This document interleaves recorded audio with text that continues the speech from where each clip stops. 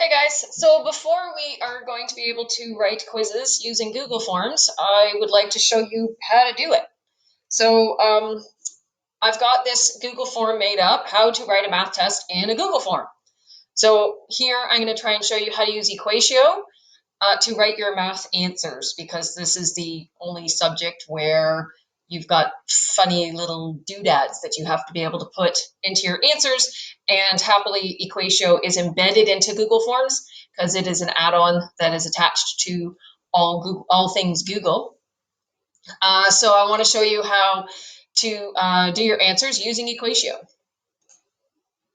So the first thing we are going to do is I'm going to send you a message on Classroom that is going to have a link embedded in it. And so you're going to click on the link and it's going to take you to the Google form. So once you get onto the Google form, this is what it's going to look like. And this is exactly the one I'm going to send you. So you're going to go down to, it says, how do I write out an answer using Equatio? So in your answer, right, it says, please fill in this field, but there's this little blue button over here. So you're going to click the little blue button. And that little blue button is going to pull up a toolbar at the bottom of your screen. It's going to look like this. I have no idea if you guys got to see that pop up. My dad is sending me emails. I'm sorry if you did. Anyway, so once you have this toolbar get pulled up, you're going to click on this button right here that says Equation Editor. And this is what's going to show up. Once you have this show up, you can type in an equation. And what I'm going to ask you or remind you to do, please, is when you're doing this as a quiz or a test, that you please, the first thing you do is retype the question that's in the question, right? Retype the equation in the question, and then you can show the rest of your work underneath it. So I've just done a really simple equation here, 5x plus 10 equals 25. So to get to the next line, I'm just going to hit the enter button. And now I can just continue on. It's hopefully as intuitive as doing it by pencil. However, you're just gonna have to type it instead. So I just go ahead and type 5x is equal to 25 minus 10, hit the enter button again, and I get 5x is going to be equal to 15. Try and do some math this morning, Ms. Lacombe. And then we'll get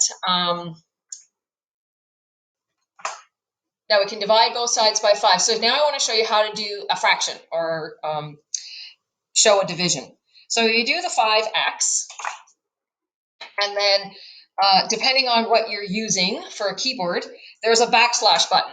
And when you hit the backslash button, just a second, I'm going to go over here. So the backslash button looks like that.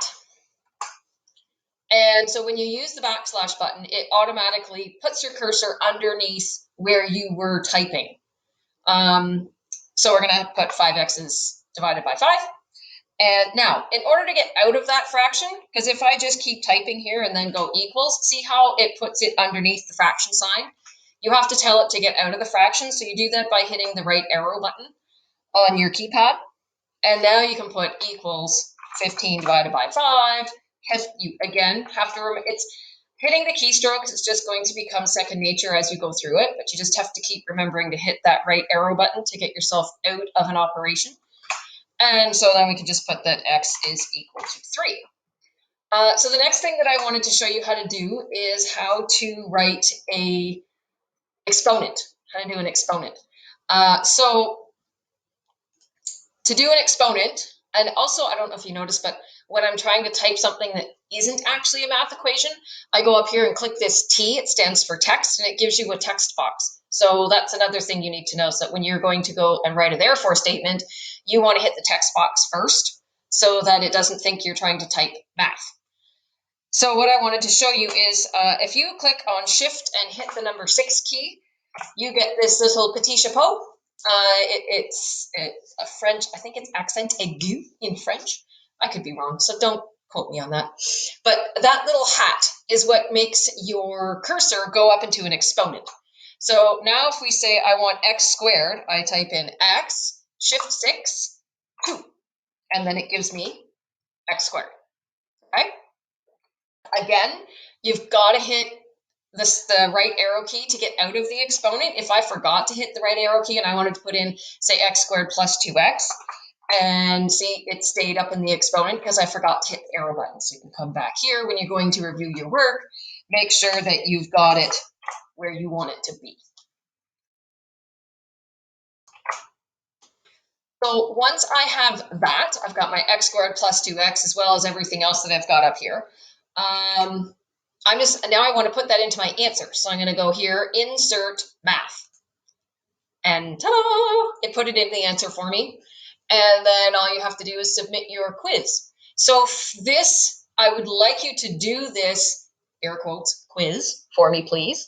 And so I want you to come in here and mess around and type in some equations, give me some fractions.